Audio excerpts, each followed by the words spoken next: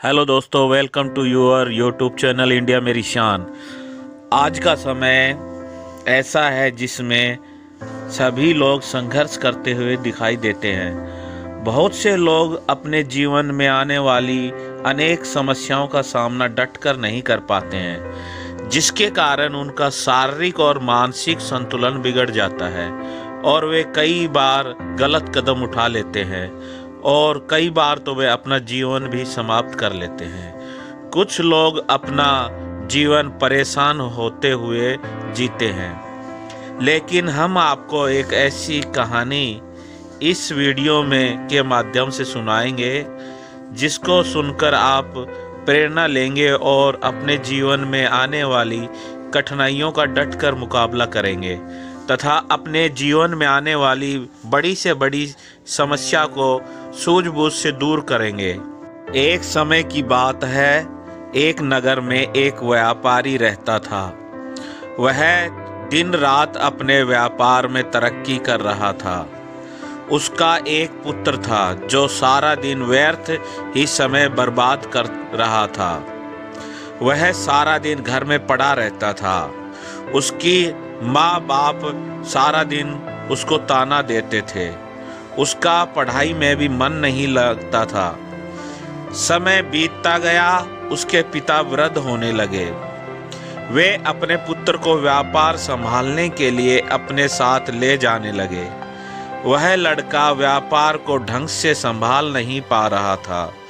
वह अपने माता पिता के तानों से तंग आ गया था। एक दिन वह घर छोड़कर चला गया। वह जीवन से तंग आ चुका था। उसको जीने की इच्छा नहीं रही थी। वह एक पेड़ के नीचे बैठकर कुछ सोच रहा था। उसी समय वहां से कुछ भंते जी जा रहे थे। उन्होंने उसको देखकर समझे गए कि यह बालक कुछ समस्या से परेशान है। भंते जी ने उस लड़के से उदासी का कारण पूछा। पहले तो वह लड़का चुप रहा, परंतु भंते जी द्वारा दोबारा पूछने पर अपनी सारी परेशानियां भंते जी को बता दी। भंते जी ने उस लड़के को कहा, मेरे साथ चलो, मैं तुम्हारी सारी समस्याओं को दूर करने का मार्ग तुम्हें बता दूंगा। वह लड़का भंते जी के साथ उसके विहार में चला जाता है। धीरे धीरे एक सप्ताह गुजर जाता है। वह लड़का मुनिवर व उनके शिष्यों के क्रियाकलाप एक सप्ताह तक देखता रहता है। एक दिन वह लड़का उस मुनि के पास जाता है और अपनी परेशानियों को दूर करने का उपाय पूछता है। भंते जी ने उसे कहा, कल सुबह तुम उस पहाड़ी पर ऊपर चोटी पर चढ़ना और वहाँ की सारी चीज़ों के बारे में मुझे बताना। उसके बाद अगले दिन सुबह वह लड़का उस पहाड़ी पर चढ़ने लगता है। उस लड़के ने आज तक इतनी अधिक मेहनत कभी नहीं की थी। वह लड़का कोशिश करके उस पहाड़ी की चोटी तक चढ़ जाता है। पहाड़ी की चोटी के ऊपर पहुंचने पर उसे ऐसा महसूस होता है मानो उसने कोई बहुत बड़ी जंग जीत ली है। वह चोटी पर थक कर एक पत्थर पर बैठ जाता है। उसे दूर ऊंचाई पर एक बाज दिखाई देता है जो एक टक अपने शिकार पर दृष्टि लगाए एक चट्टान पर बैठा रहता है और अचानक अपने शिकार पर टूट पड़ता है। वह बाज अपने शिकार को अपने पंजों से पकड़ कर दूर जंगल में उड़ जाता है। शाम होने पर वह लड़का पहाड़ से नीचे उतर आता है और विहार में वापस जाने के बाद मुनि ने जब उस लड़के से पहाड़ी की चोटी से दिखाई देने वाली चीज़ों के बारे में पूछा तो लड़के ने बाज के द्वारा की गई सारी चीज़ों के बारे में, गतिविधियों के बारे में बताया। तब भंते जी ने उस लड़के से कहा, वह बात जो तुम्हें आज एक शानदार शिकारी लग रहा है, उसका जीवन भी बहुत कठिनाई भरा रहता है। वह अपने जीवन में एक समय संघर्ष के उच्च शिखर पर होता है। एक बाज जब उसकी उम्र लगभग 30 से 35 वर्ष के आसपास हो जाती है, उस समय तक उसके मजबूत पंजे और उसकी चोंच दोनों इतने बढ़ जाते हैं कि बाज को शिकार करने में कठिनाई होती है। उसकी चोंच आगे से बढ़कर मुड़ जाती है, जिसके कारण वह शिकार को चोंच से चीर फाड़ कर खा नहीं पाता है। उसके पंजे भी बड़े होकर मुड़ जाते हैं।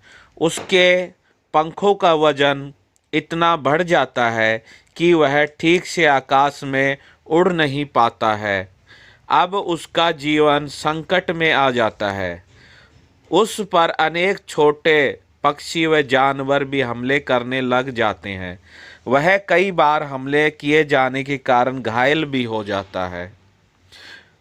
वह भूख से तड़पता रहता है। उसको ऐसा लगता है कि वह अब जिंदा नहीं बचेगा। वह अपनी चोंच को पत्थर से मार मार के आगे से तोड़ देता है।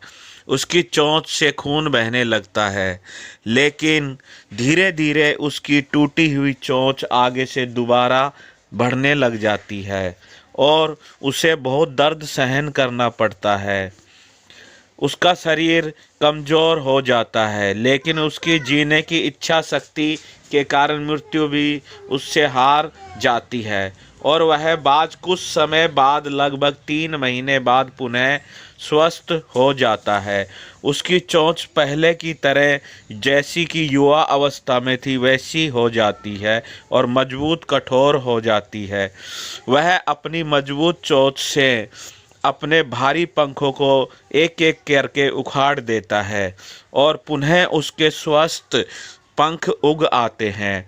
अब वह पुनः युवा की तरह हो जाता है और शक्तिशाली भी हो जाता है और इस प्रकार से वह आगे 30-35 साल और जीता है और लगभग 70-75 साल की उम्र में उसकी आयु पूरी हो जाती है और उसकी मृत्यु हो जाती है।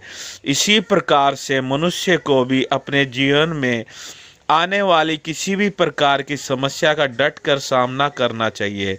हमें बाज से जीवन जीने की कला सीखनी चाहिए कि जिस प्रकार से बाज कठिन परिस्थिति में भी जीने की इच्छा नहीं छोड़ता और अपनी उम्र को पूरा करता पुनः जीवन प्राप्त करके। इसी प्रकार से सभी मनुष्यों को कठिनाइयों का डट कर सामना करना चाहिए।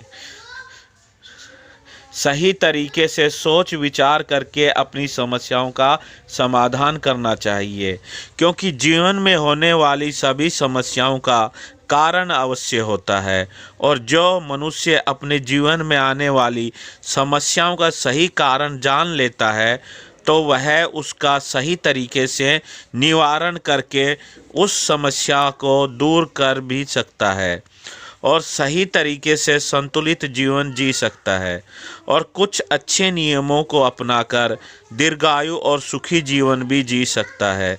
संघर्ष तो जीवन का एक हिस्सा है, लेकिन जो व्यक्ति संघर्ष करके भी अपना लक्ष्य हासिल कर लेता है और वह और लोगों के लिए एक प्रेरणा बन जाता है।